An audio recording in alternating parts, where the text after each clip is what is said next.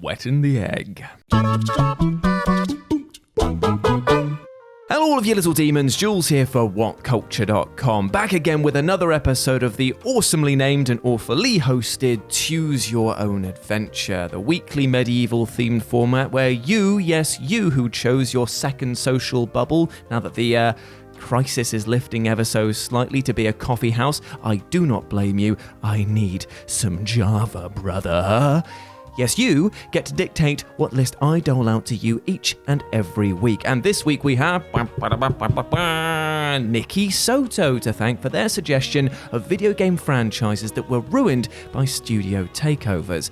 And genuinely, this is a topic that I'm really keen to cover, as there's nothing worse than finding out that your favourite show, game, or restaurant is under new management, and now your Olympic breakfast has been turned into a bloody granola bowl. Now, don't get me wrong, I love granola, but at the same time, I like pretending that I'm a vampire with sausages for teeth, so where the hell am I going to do that at 7 a.m. in the morning now?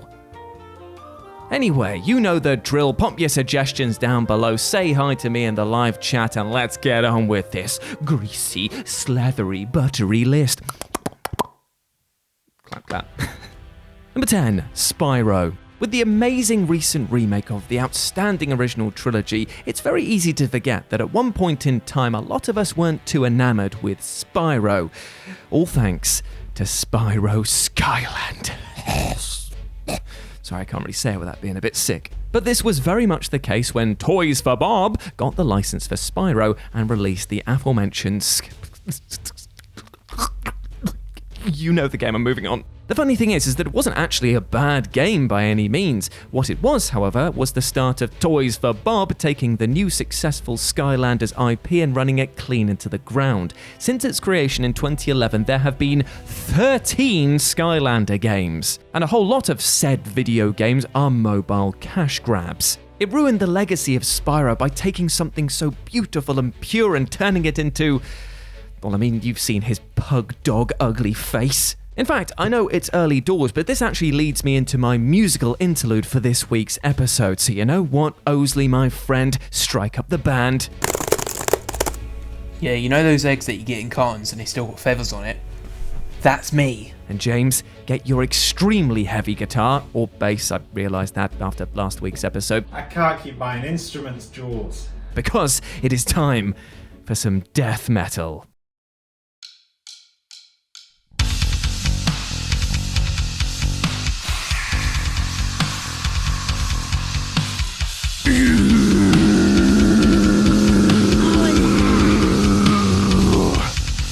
Your face is gross.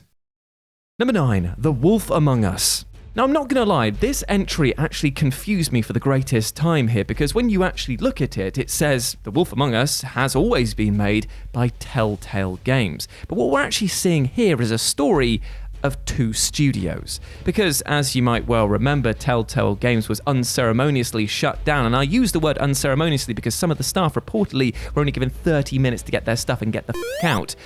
That's not exactly great. And it meant that along with them leaving, probably their half-eaten lunches, it meant that a ton of franchises were left up in the air, including The Wolf Among Us. Then Warner Brothers stepped in and created a new Telltale Games studio. Now, this is the problem, because on the surface, you're going, oh, it's just the same studio, it'll be fine, but there's no need to worry about the sequel that was just announced in December 2019. But wait, my friend, yes, there is. However, this is a brand new studio trading under the name of Telltale, but with none of the experience of the original studio, because most of the minds of the original staff left completely. So while it is too early to tell if The Wolf Among Us 2 will be terrible, the worry that it will be is now 100% greater than before. And trust me, Big B has enough to worry about. Number 8, Crash Bandicoot. It's safe to say that if you look at any sort of popular character in any sort of popular media, you'll see that it's been redesigned a fair few times over its lifespan. I mean, hell, I'm a good example of that. When I first started in this company, I was Edgelord Jules, and then I became One Polish Jules, and now it's kind of like the Big Ledge era, and it's all like happy egg daddy with positive vibes that I'm going for. Noish. However, not all redesigns are decent. I mean, look at Spyro, for example. He turned into some sort of like otherworldly cosmic horror. But what they did with Crash Bandicoot was probably much worse, because they tried to make him cool. They gave him tribal hand tattoos, a trendy new haircut, and a pair of oddly detailed jeans. Not so nice. And this was after the abysmal Wrath of Cortex game so stank of the new developer's Radical Entertainment going, oh crap, what the hell do we do with him? Luckily, Twinsanity came along and corrected the curve a bit, but for a while, is it any wonder that the hot potato of the IP between different studios ended up with things feeling more than a little mashed? Number 7. Banjo-Kazooie. After Rare strangely found themselves unable to get funding from Nintendo to continue on with new games, because apparently Nintendo hates third-party smash hit franchises, they had to look to other means in order to get in the cash. Enter Microsoft. Under the banner of Microsoft, as several former employees have expressed, they felt as though that they were an afterthought, with little money or attention actually going their way, suggesting that Microsoft had bought them more because they could than rather because they had any actual ideas of what to do with them. I mean, we did get Viva Pinata, which was admittedly brilliant, but we also got Grabbed by the Ghoulies, which was decidedly less brilliant. But then we got Nuts and Bolts. And I'm going to need a bit of a minute here because this one still actually hurts. You see, the problem with Nuts and Bolts is that in the lead up to this game, we were promised something completely different. The trailers that came out said that this was going to be the Banjo-Kazooie game for everyone, that it was going to be fantastic. But what we actually got was akin to vehicular manslaughter, because when this game came out, it was a game for no one. Unless you liked cars and empty open world spaces with fuck all to do in them.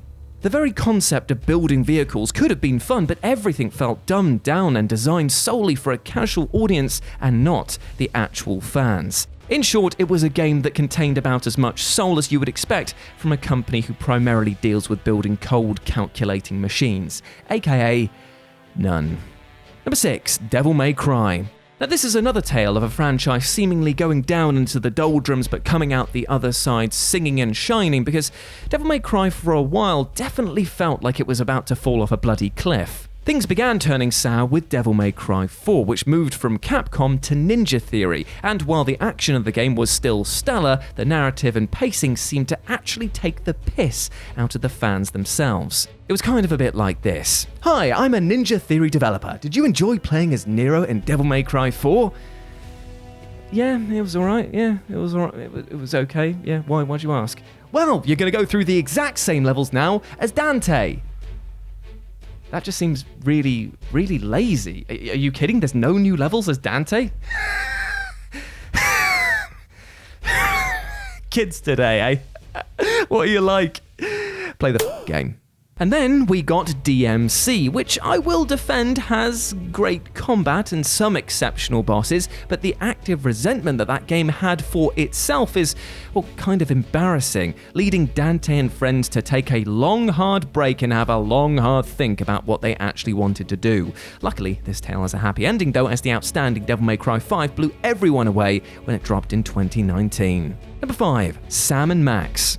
Now, Sam & Max is a wonderful franchise full of comedically gold moments, but much like passing off a baby to a drunken relative who drops it and then accidentally toe punts it across the floor when they try to pick it back up again, sometimes it wasn't handled very well. Under the banner of LucasArts, things were completely rainbow rhythms, and the blend of mystery and comedy that the anthropomorphic duo brought to the table was well received, showing it capable of being a commercial success. So of course, LucasArts cancelled a sequel. Okay. Understandably frustrated, the franchise owner, Steve Purcell, moved the rights on when the LucasArts deal expired, handing them over to Telltale Games, a studio set up of ex-Lucas staffers specifically designed to make anything but Star Wars titles. And they did a very good job with it, until further complications arose. And as we know, when Telltale shut down, it meant that a lot of franchises were left out in the cold. But while people picked up Batman and other franchises, Sam & Max were just completely abandoned. And it's a real shame, because their last outing was in 2010 with a game that reviewed really well, and nothing has been done with it. Give me my Sam & Max games, for God's sake. You've got a great IP just waiting to turn some money, and you do nothing with it. You make my hands go all crabby. Don't make my hands go oh, they've gone crabby. Number 4, Dungeon Keeper. So first off, EA. Secondly, EA. Why? Well, I'll tell you, my friend, because when it came to Dungeon Keeper, EA expressed how cruelly they could exploit nostalgia and how greedy they utterly were. Now, the Dungeon Keeper franchise wasn't exactly setting the world on fire, but it was a beloved cult classic and a truly fun strategy game that saw you act as the big bad instead of the hero and attempt to keep adventurers out of your lair by any means possible. When Bullfrog, the original developers, shut down production on Dungeon Keeper 3 thanks to pressure from EA, their then publisher, EA then snapped up the rights and assets and carried on making the game themselves, although this time with more microtransactions than a flea shopping for a family of 500. It was genuinely upsetting to play this game because it was so completely soulless, and the cycle of paywall, grinding, and microtransactions utterly broke me. So in short, avoid this game at all costs. Oh good, and now I'm as red as a beetroot. Number 3, Metal Gear Solid. So first off, Konami. Secondly, Konami. Why? Well, my friends, when it came to Metal Gear Solid, they showed to the world how greedy they were and how utterly they wanted to exploit nostalgia. All repetitious jokes aside, this franchise should have been bulletproof, but after shooting Kojima in the head and themselves in the foot in the process, they then turned the gun on the back of Metal Gear Solid itself and shot it right in the spine. Because Metal Gear Survived is a game that removed everything that the franchise is known for. No stealth, no complex or interesting plot, no goddamn memorable bosses. Metal Gear Survive was a mess from start to finish, and made Konami both the villain and the laughingstock for its choice to try and sell people an extra save slot on top of charging people for this piece of trash. Kojima Productions was probably laughing themselves to sleep watching Konami effectively dunk on themselves, but for fans who bought this game expecting it to be good, we weren't laughing at all. Number 2, The Simpsons. Now I know that when you think of The Simpsons and video games, you probably don't think of back-to-back, wall-to-wall great video games, but we at least expected something. And there were actually some really decent games. I mean, look at Simpsons Hit and Run, and obviously the absolute chef kiss that was the Simpsons arcade game.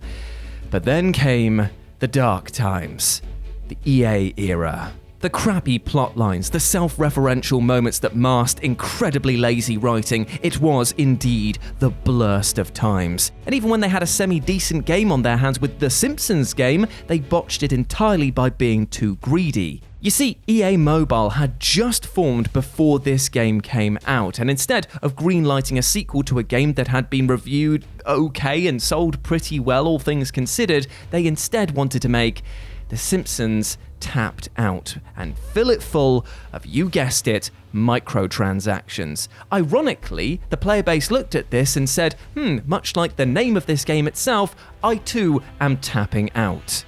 That's what you get, EA, you greedy pigs. And number 1, Mercenaries.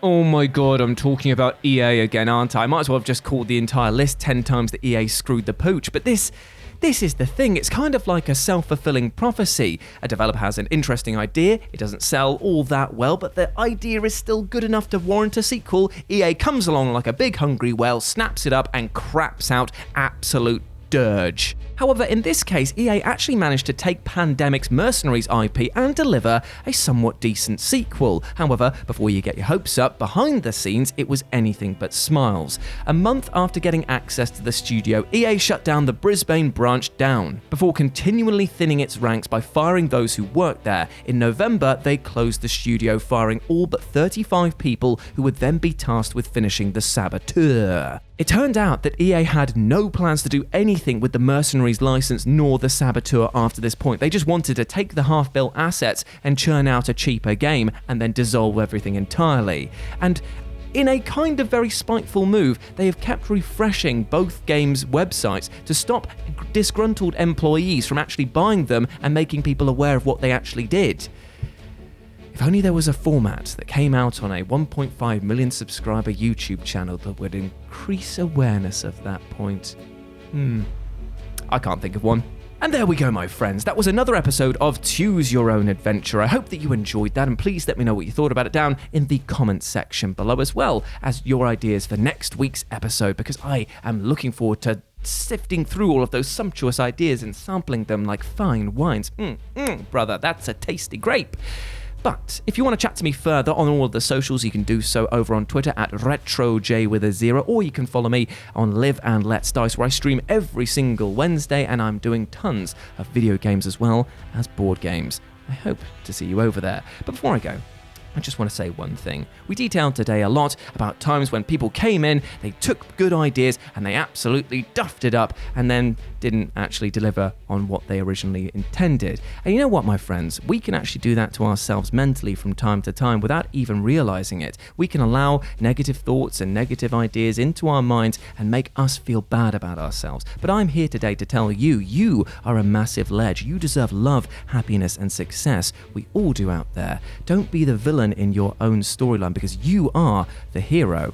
And this is the thing. If you feel that the things are getting too much to you, and trust me, with everything that's going on at the moment, I totally understand. Remember something very important. You are not alone. Friends, family, and professionals in the support industry, these people care about you and want you to do well. I know I say this a lot, but it is just so pertinent. A lot of people will go on thinking that they are completely alone and devoid of any help at all. But trust me, there really are people who want you to do well. Just don't do anything stupid, alright? I hope that you're well. Hope you treat yourself fairly, both mentally and physically. And I'll see you next Tuesday, alright? Oh dear, that was indeed a swear.